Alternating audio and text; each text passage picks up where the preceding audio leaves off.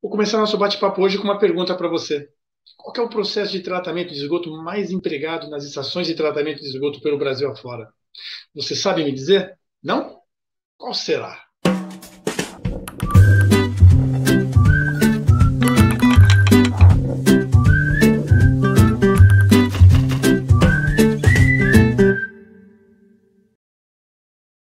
Então, meu amigo, minha amiga, tiverei um tempinho para pensar. Você sabe qual que é o processo de tratamento de esgoto mais empregado nas estações de tratamento de esgoto pelo nosso Brasilzão? Pois é, vocês podem pensar, lodos ativados. Não. Lagoa de estabilização. Sobretudo lagoas facultativas, lagoas anaeróbias e lagoas de maturação. Esses processos não mecanizados, que aparentemente, num primeiro olhar, demonstram ser simples e fáceis de lidar, é claro, muito simples e fáceis de lidar quando comparado com processos mecanizados, mas também não dá para entregar na mão da natureza, é necessário um olhar. Enfim, lagoas de estabilização. Vamos conversar sobre isso? Vamos bater um papo sobre as suas particularidades, a sua aplicabilidade e como elas são? Então vamos lá. Pois bem, meus amigos e minhas amigas, aqui estamos para bater um papo sobre lagoa de estabilização. Mas, como já estamos acostumados, vamos à nossa contextualização. Olha só, mapinha do Brasil com as estações de tratamento de esgoto em operação segundo as grandes regiões. Todos esses pontinhos aqui, ó, são estações de tratamento de esgoto. E o gráfico aqui no cantinho mostra os dados em azul de 2008 e em salmão 2017. Isso daqui são as informações contidas no Atlas do Saneamento, a última edição, publicada agora em 2021. Vejam que, em termos gerais, a região Nordeste foi a que mais mostrou um avanço em termos de construção de novas estações de tratamento de esgoto. As demais obtivemos um avanço, porém ainda tímido, sobretudo a região Norte. E isso daí demonstra um certo pesar, uma morosidade no avanço em busca da universalização do saneamento, do esgotamento sanitário. Apenas 36,1% dos nossos municípios possuem sistema de tratamento de esgoto, meus amigos e minhas amigas. Isso daí, nesses poucos municípios, nós temos 4.506 estações de tratamento de esgoto em operação. Esse número de 36% dá aí um montante de cerca de 2.000 municípios, muito pouco, muito pouco. E olha só aqui, né? Olhando um recorte mais regionalizado, ou melhor, mais federativo, olhando alguns entes da federação, a gente pode constatar que, de uma forma geral, o avanço foi muito pouco, salvo Minas Gerais e, sobretudo, Bahia e Rio Grande do Sul, que houve um alavancar de construções de estações de tratamento de esgoto nesse intervalo de 2008 a 2017. São Paulo, nós não enxergamos um grande crescimento, mas, verdade seja dita, é um dos estados do Brasil cujo nível de tratabilidade de rede coletora é razoavelmente satisfatório. E aí, olhando para essas estações de tratamento de esgoto, vejam só, os pontinhos amarelos demonstram ao longo do Brasil, nas estações de tratamento de esgoto em que se opera lagoa facultativa. Aqui, os pontinhos vermelhos, as estações de tratamento de esgoto em que se opera lagoas anaeróbias, em pontinhos, vou chamar de vermelho também, onde nós temos lagoa de maturação. Esses pontinhos lilás, reatores anaeróbios, os pontinhos verdes, filtros biológicos. Os pontinhos roxos ou lilás, lagoas aeróbias mecanizadas. Olha as wetlands, tem até wetlands aqui espalhadas em alguns estados. E, por fim, lodos ativados. Percebam que há uma concentração dessas estações, realmente aqui, ó, na parte sul do nosso Brasil, sobretudo na região sudeste. Se a gente olhar para lodos ativados, então, vejam que a maioria está aqui, ó, Rio de Janeiro e São Paulo. Lagoas facultativas, talvez vocês não tenham parado para pensar ou acreditar ou como nós temos essa unidade de tratamento no estado de São Paulo. Olha que quantidade imensa. E isso fica um pouco mais evidente quando nós transformamos esses pontinhos aí em números. Vejam, nesses municípios onde há estações de tratamento de esgoto em operação agora, no último levantamento feito em 2017, olha só, lodos ativados, nosso queridinho, né, que a gente adora falar em aula porque ele é muito bacana. Nós estamos aqui, ó, atrás de lagoa de maturação, lagoa anaeróbia, filtro biológico, reator anaeróbio e lagoa facultativa. Vejam que as lagoas de estabilização, elas estão em grande quantidade no nosso país. E respondendo àquela provocação inicial, aquela pergunta inicial de qual é o processo mais utilizado no nosso país em termos de tratamento de esgoto, aqui está a resposta. Lagoas de estabilização nas suas modalidades facultativa, anaeróbia e de maturação.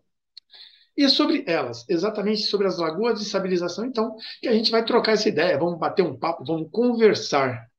O que são lagoas de estabilização? Didaticamente, são sistemas de tratamento de esgoto aplicado para redução de carga orgânica. Ou seja, são sistemas não mecanizados, sem aporte energético e que se aproveitam das condições climáticas do nosso país, no que diz respeito à exposição solar e regime de ventos. São processos que atendem, como está aí na primeira linha, redução de carga orgânica. Porém, quando se trata de remoção de nutrientes, não são boas ferramentas de estabilização do esgoto. Tem uma baixíssima remoção de nitrogênio e fósforo, e como grande calcanhar de Aquiles, como todo sistema não mecanizado, demanda uma grande área para implantação. A lagoa de estabilização, ela está dentro de uma concepção de projeto. Essa concepção de projeto, ela pode ser dividida em alguns segmentos. Eu vou trazer esse aqui, ó, essa concepção quanto à retenção ou não de biomassa. Vejamos, o que são processos de tratamento com retenção de biomassa? Vou colocar aqui um fluxograma de lodos ativados, tanque de aeração, decantador secundário. Vejam, eu tenho aqui uma gotinha de esgoto que vai passar pelo tanque de aeração, pelo decantador secundário, vai se transformar em efluente tratado. E vai demorar um tempo para passar por essas duas unidades.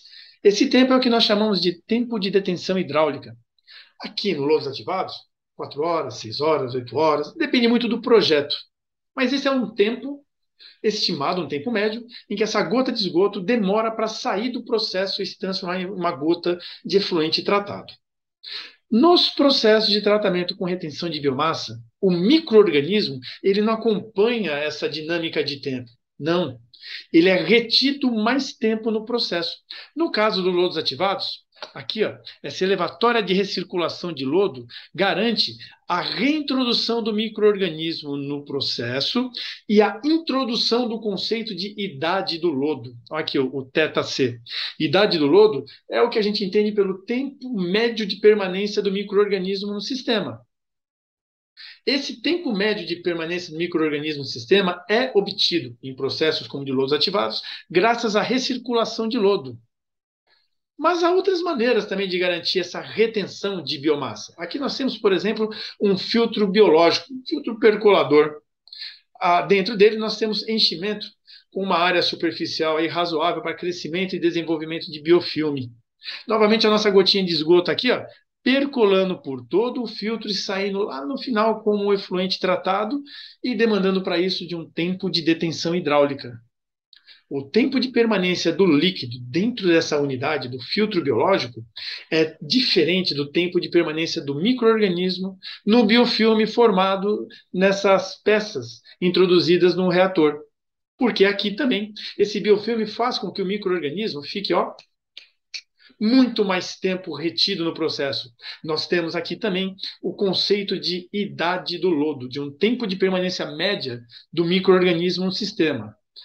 Os processos de retenção que apresentam retenção de biomassa, portanto, eles têm um tempo de detenção hidráulica diferente da idade do lodo. Ou seja, a permanência do micro-organismo no processo é sempre superior, é sempre maior que o tempo de permanência do líquido no processo. Como que a gente consegue isso? Ou pelo desenvolvimento de biofilmes, ou pela recirculação, pelo retorno de lodo. Agora, Os processos de tratamento sem retenção de biomassa. O que são eles? Aqui nós temos uma lagoa. O que acontece aqui? Novamente, a nossa gotinha de esgoto. Ela vai percolar por toda a extensão da lagoa e vai sair no seu final, transformando-se em efluente tratado, e para isso demandará de um tempo de detenção hidráulica. Só que aqui, meus amigos e minhas amigas, nós não temos formação de biofilme, tampouco retorno de lodo ou qualquer outro artifício, ferramenta, mecanismo que faça com que o micro-organismo fique mais tempo. O micro-organismo ele vai acabar acompanhando o mesmo tempo de permanência do líquido e saindo aqui. Nos processos de tratamento sem retenção de biomassa, o tempo de detenção hidráulica é igual ao que a gente pode chamar de idade do lodo, ao tempo de permanência do micro-organismo. Dessa forma, nesses processos, os micro-organismos acabam tendo menos tempo para metabolizar a matéria orgânica, porque eles vão acabar saindo do sistema e não retornarão. Ou, diferentemente daqui do biofilme, eles não ficarão já retidos lá por muito tempo. Esses processos de tratamento sem retenção de biomassa, o que acontece com eles? Para que o micro-organismo consiga metabolizar satisfatoriamente essa matéria orgânica, esse TDAH, o que acontece com ele? Ele tem que ser alto, para dar um tempo efetivo, um tempo suficiente para haver uma degradação razoável, satisfatória, por que não dizer, da matéria orgânica. Só que esse alto TDAH, o que vai acontecer? Ele vai causar a necessidade de se ter um grande volume. Por isso, voltando ao que a gente acabou de falar, um dos calcanhares de Aquiles, eu ia falar de Alquiles, um dos grandes pontos negativos, a gente pode chamar de ponto negativo, de processos como lagoas de estabilização que se baseiam, que são concebidos como processos de tratamento sem retenção de biomassa, é a necessidade de reatores gigantes, de reatores muito grandes, com um grande volume, para comportar um grande TDAH. Diferentemente dos processos com retenção de biomassa, em que eles podem ser mais compactos na medida em que eu mantenho o micro-organismo mais tempo do que o líquido. Perfeito? Bom, isto posto, a gente chega então em alguns modelos de lagoa de estabilização, os mais conhecidos e aplicados no Brasil. As lagoas anaeróbias, facultativa e de maturação. Essas três lagoas, elas podem se apresentar em alguns arranjos. Vejam, quando eu tenho uma lagoa facultativa seguida imediatamente de uma lagoa de maturação, eu chamo esse processo de lagoa facultativa primária. Agora, quando eu tenho uma lagoa anaeróbia seguida de uma facultativa e de uma de maturação, eu chamo esse sistema aqui de sistema australiano. E o que eu quero chamar a atenção de vocês já nesse momento, tanto a lagoa facultativa primária como o sistema australiano, vejam, há o sistema preliminar, a etapa preliminar de remoção de sólidos grosseiros. Isso é importante, porque, novamente, quando a gente fala de sistemas não mecanizados, a primeira coisa que vem na cabeça são os sistemas que se mantêm por si só. Eu não preciso fazer nada. E não é verdade. Na pior das hipóteses, eu tenho que dedicar uma operação, uma manutenção de limpeza no meu sistema preliminar. Isso é importante e fundamental, porque garantirá a boa performance e operação do meu processo, seja uma facultativa primária, seja um sistema australiano. Perfeito, meus amigos e minhas amigas. Então, isso aqui são as configurações dos processos de lagoa de estabilização, como a gente acabou de ver, mais aplicados como formas de tratamento no nosso Brasilzão. Vamos dar uma olhada, assim, pormenorizando, mas sem ir tão fundo, nos detalhes de cada uma dessas três lagoas. A começar, é claro, pela lagoa anaeróbia. A lagoa anaeróbia, dentro dessa concepção, ela está associada a um tratamento primário.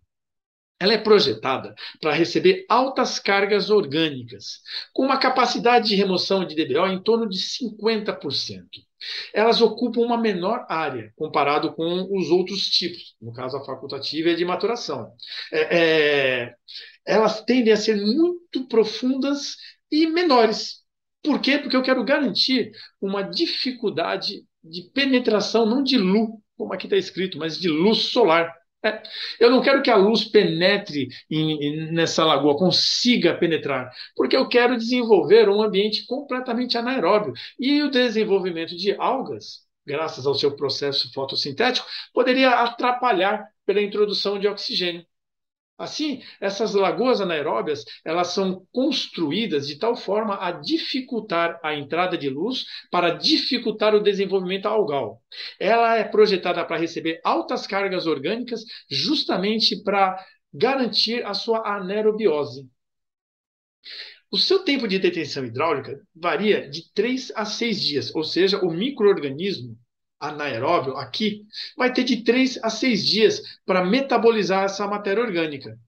Olha ela aqui, ó. A profundidade da lagoa anaeróbia é de 3,5 a 5 metros em geral. O esgoto ele pode ser aplicado tanto por cima ou às vezes por baixo, na chamada lagoa anaeróbia de alta taxa. E o que vai acontecer aqui dentro dessa lagoa anaeróbia? Vão acontecer os mesmos fenômenos microbiológicos que a gente encontra no reator WASB ou nos filtros anaeróbios. A gente vai ver o metabolismo anaeróbio acontecendo, todas as fases. A hidrólise, fermentação, a acidogênese e a ação das árqueas metanogênicas gerando o biogás. Um detalhe importante, dentro desse metabolismo anaeróbio, além das fases de hidrólise, de fermentação, acidogênica e metanogênica, eventualmente nós temos também as bactérias sulforredutoras, que podem estar presentes, inevitavelmente produzindo gás sulfídrico, o H2S. Por isso, as lagoas anaeróbias, assim como todos os processos anaeróbios, elas flertam muito intimamente com o problema de odor. Existem até possibilidades de você colocar uma campânula em cima dessa lagoa para coletar esses gases, minimizando a questão do odor. Ou o que você deve fazer é pensar na proximidade com os seus vizinhos. Aqui tem uma sugestão de distanciamento mínimo das lagoas anaeróbias dos aglomerados urbanos. É importante a gente atentar que o regime de ventos pode ser um fator decisivo para saber se os nossos vizinhos, aí essa lagoa anaeróbia, vai ter ou não grandes problemas. Podemos pensar, por exemplo, num cinturão verde, enfim. Existem algumas formas de minimizar a questão do odor. O que nós não podemos esquecer é que a lagoa anaeróbia, como todos os processos anaeróbios, terá o problema de odor como algo a ser gerido, juntamente com o tratamento da fase líquida. A lagoa facultativa, olha ela aqui, ó, verdinha, bonitinha. A lagoa facultativa, ela está atrelada ao tratamento secundário, à remoção de carga orgânica. E o próprio nome já entrega, né? Ela possui zonas. Uma zona aeróbia aqui na superfície e uma zona anaeróbia aqui bem próximo ao sedimento do lodo. E entre a zona aeróbia e anaeróbia, aqui no meio, uma zona facultativa. O que é essa zona facultativa? Vamos lá. O que é, primeiro, a zona aeróbia? É aquela onde o oxigênio está presente, bem próximo à superfície da fase líquida. O oxigênio atmosférico, ele consegue se dissolver, ele consegue mergulhar, entrar na fase líquida, ser transferido da fase atmosférica para a fase líquida. Como que isso se dá? Por transferência física. O regime de ventos ajuda a potencializar essa introdução de oxigênio na fase líquida. As atividades fotossintéticas também. Então, essa fase aeróbia, ela tem muito a ver com a dissolução do oxigênio atmosférico e com a presença de algas ou outros organismos fotossintéticos produzindo oxigênio. Sempre aqui mais próximo da lâmina d'água aqui, ó, por conta da proximidade com a radiação solar. Aqui para baixo, o oxigênio não consegue se difundir, acaba, é totalmente consumido, e nós temos a zona anaeróbia. E aqui no meio, aí então a zona facultativa. Posso ter e posso não ter oxigênio. Bactérias facultativas aí habitam. O que são essas bactérias facultativas? Elas têm uma chavinha que, se tem oxigênio, elas são aeróbias, se não tem, elas mudam a chavinha e viram anaeróbia, elas fermentam. Elas conseguem se adaptar ao seu metabolismo energético a uma vida aeróbia e uma vida anaeróbia, fazendo com que, nessas três fases, nós tenhamos possibilidade de encontrar, de enxergar a degradação da matéria orgânica.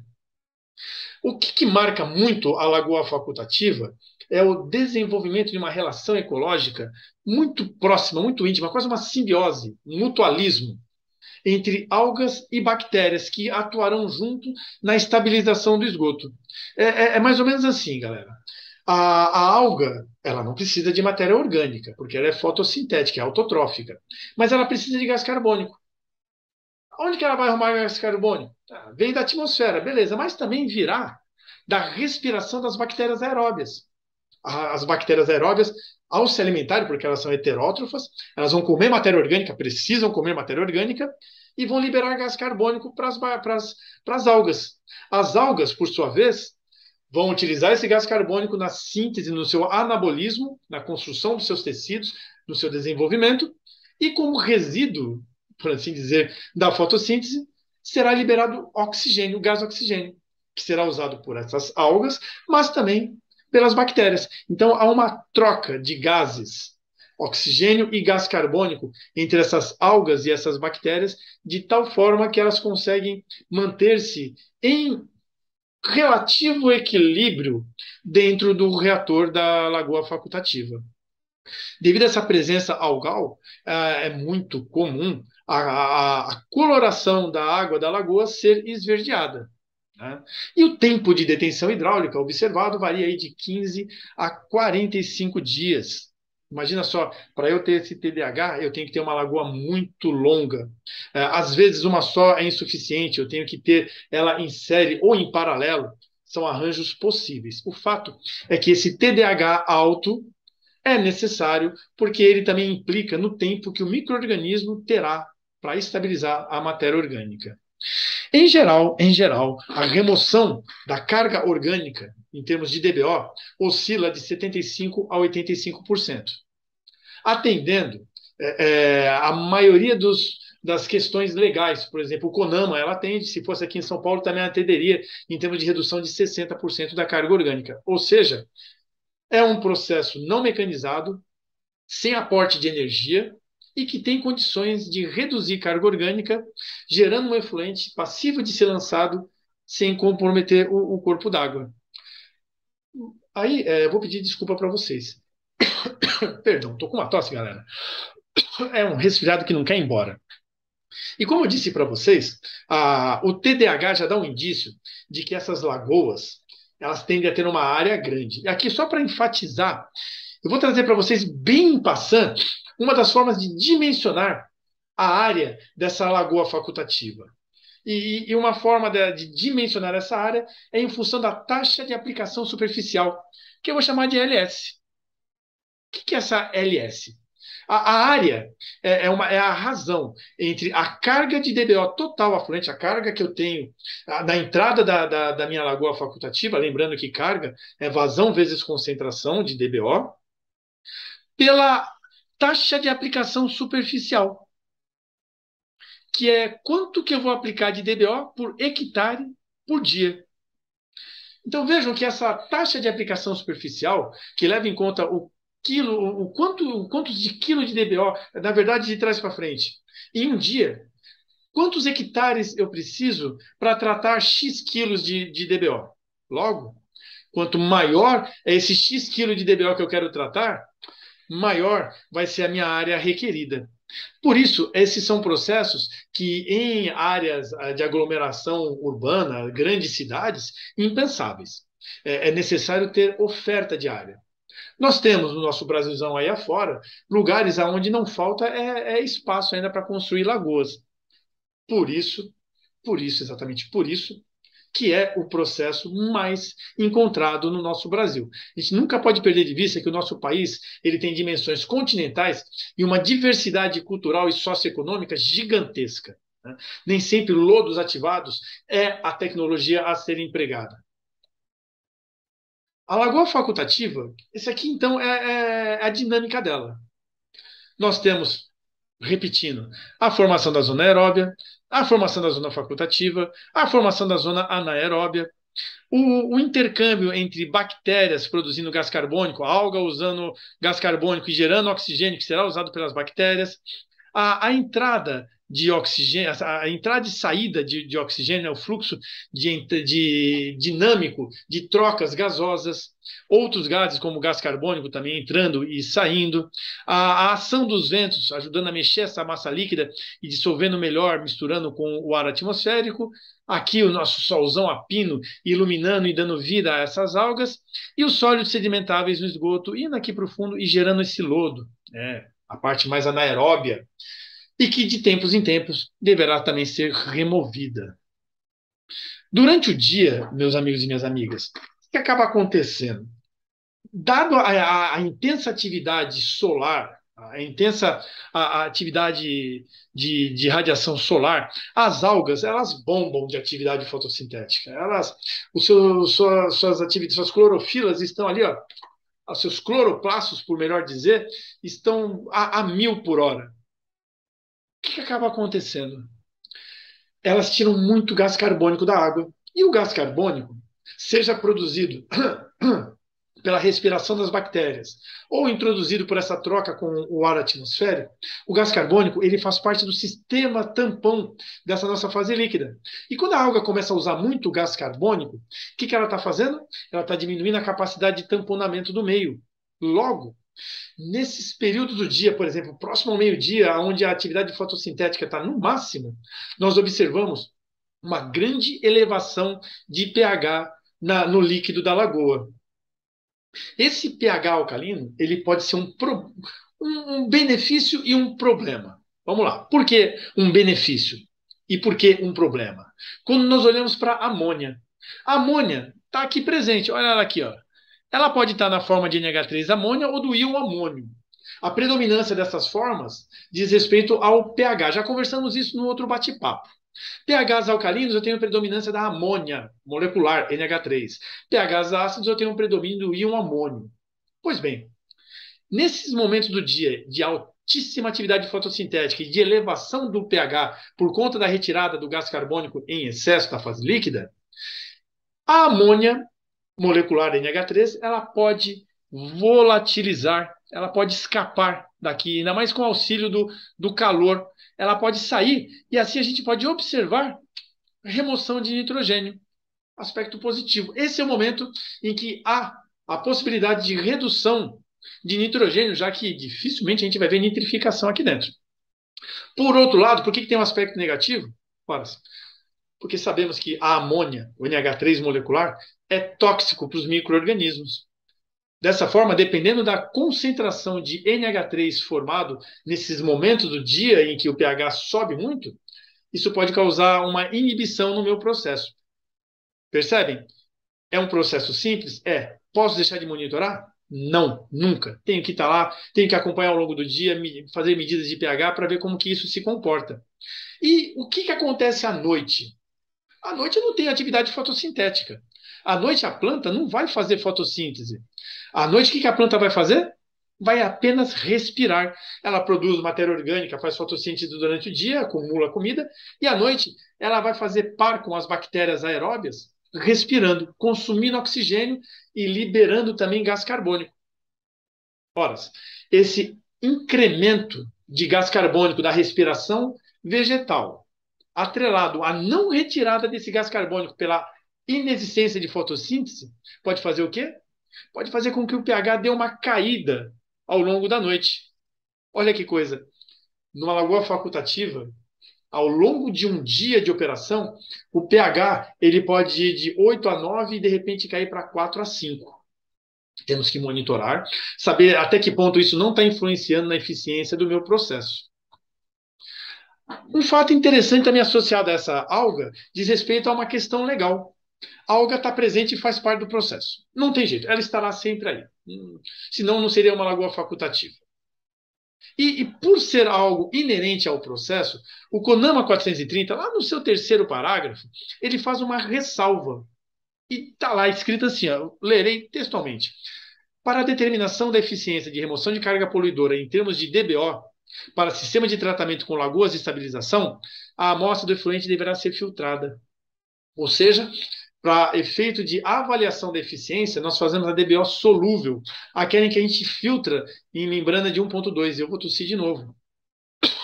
É muito chato o gripe, né? Enfim, voltando aí. Eu faço a DBO solúvel, porque eu sei que as algas estarão presentes e que se eu fizer a DBO total, eu estarei avaliando também a presença delas, eu estarei mascarando, eu estarei superestimando o resultado da minha DBO. Por isso o CONAMA ele aceita que façamos a DBO solúvel para efeito de avaliação de eficiência do processo. Ainda, olha aqui, ó, na lagoa facultativa. Ela fica verdinha, não pode ficar muito verde. Quando eu tenho a clamidomonas, euglena, clorela, essas são algas verdes que são muito bem-vindas ao meu processo, desde que não ocorra um boom. Não pode ocorrer uma eutrofização descontrolada aqui, formar um tapete verde que impede trocas gasosas e aí eu perco todo o meu processo. Mas essa formação dessa nata de algas, essa coloração verde, comum. Eu que me vire, coloco chicanas lá no final, arrumo alguma forma de minimizar a perda dessas algas no meu efluente final. Agora, eu tenho que tomar cuidado com as cianobactérias. Antigamente eram chamadas de algas azuis, lembram? Que hoje a gente sabe muito bem que são bactérias, porque as cianobactérias elas estarão presentes em ambientes como esse. Boa temperatura, presença de nutrientes, isso daí é oxigênio dissolvido, isso aí é chamariz para elas. Então elas podem estar presentes. E o problema das cianobactérias, para quem aí é do tratamento de água sabe muito bem disso, é que elas liberam cianotoxinas, toxinas letais ao nosso fígado, ou ao nosso sistema nervoso, ou que comprometem a nossa pele. E não só para nós, seres humanos, mas também para a vida aquática. Assim, eu preciso monitorar a presença tanto de algas verdes como das cianobactérias. Eu tenho que fazer a análise de clorofila A, eu tenho que fazer a contagem de algas, eu tenho que fazer essa contagem de cianobactérias e, eventualmente, avaliar a concentração de cianotoxinas, porque senão elas serão eliminadas no meu efluente final e a minha vida aquática no meu corpo receptor pode perecer por conta disso. Percebem? É um processo simples, não mecanizado, mas que requer sim o mínimo de operação, hein? Lagoa de maturação. A lagoa de maturação é o que chamamos de tratamento terciário, é um polimento. Aqui a remoção de matéria orgânica é mínima. O que nós teremos aqui? A remoção de organismos patógenos. E olha que uma alta remoção de organismos patógenos. E bem em menor escala, podemos também ver a remoção de nitrogênio e fósforo. Fósforo por precipitação, nitrogênio por evaporação. Por que a lagoa de maturação consegue remover organismos patógenos? Porque ela é rasinha, olha só, chega no máximo 1,5 m de profundidade. Por ela ser rasinha, a lâmina d'água é rasa, permite que a radiação solar, olha aqui, penetre em toda essa lâmina. E essa radiação solar será responsável pela inativação dos micro-organismos patógenos. Dessa forma, eu consigo reduzir consideravelmente a população desses organismos. Essa é a função da lagoa de maturação. E, como eu disse, trata-se de um tratamento terciário. O tempo de detenção de uma lagoa de maturação é em torno dos seus 7 dias. Né? Lembrando, nós temos ainda aqui atividade microbiana e algal. Existe uma pequena redução de carga orgânica ainda observada, e principalmente a remoção de organismos patógenos. Assim, meus amigos e minhas amigas, um resumão. Essas são as lagoas de estabilização. Sistemas não mecanizados sem retenção de biomassa com o objetivo de remoção de matéria orgânica. Lagoas anaeróbias, facultativas e de maturação. São projetadas para atender a determinadas demandas. As lagoas anaeróbias elas vão ter um formato tal que permita o desenvolvimento de um ambiente anaeróbio. As lagoas facultativas elas serão dimensionadas para permitir o desenvolvimento de zonas aeróbias, facultativas e anóxicas, ou anaeróbias. Quer dizer, a sua profundidade é tal qual que permite que o oxigênio seja presente só até um determinado ponto. E as lagoas de maturação completamente aeróbias, rasas, com a finalidade de reduzir patógenos. Eu posso ter arranjos em série, em paralelo, enfim, vai depender do quê? Vai depender do meu projeto, da minha carga orgânica, do meu LS e da área disponível que eu tenho e, é claro, da licença de operação, do quanto que eu tenho que emitir em termos de concentração de carga orgânica aqui, ó, no meu efluente final. Meu amigo, o fim está chegando, mas o fim só desse bate-papo. Por favor, é muito importante para nós. Se você gostou, deixa aí o seu joinha. Você vai gastar 2 segundos com o seu mouse indo lá no legalzinho ou com o seu dedinho indo lá no seu celular. Aciona aí o sininho para saber sobre os nossos novos vídeos. Toda semana ou temos o Vamos Estudar ou bate-papo sobre saneamento, sempre um episódio inédito. Compartilha com os teus contatos. Ajude-nos a levar essas informações a todos os cantos do Brasil para que todo mundo saiba, por exemplo, hoje, que as lagoas de estabilização são os processos de tratamento mais aplicados nas estações de tratamento do Brasil. Siga-nos aí nas nossas redes sociais. Estamos em todas elas. Com promoções, com novidades, com cursos, com descontos, enfim. Contamos demais com a tua participação. Quero poder encontrar você novamente aqui no nosso novo bate-papo, que daqui a uma semana estará aqui. Espero que vocês fiquem bem e nos vemos até lá. Obrigado e até logo. Olá, até lá.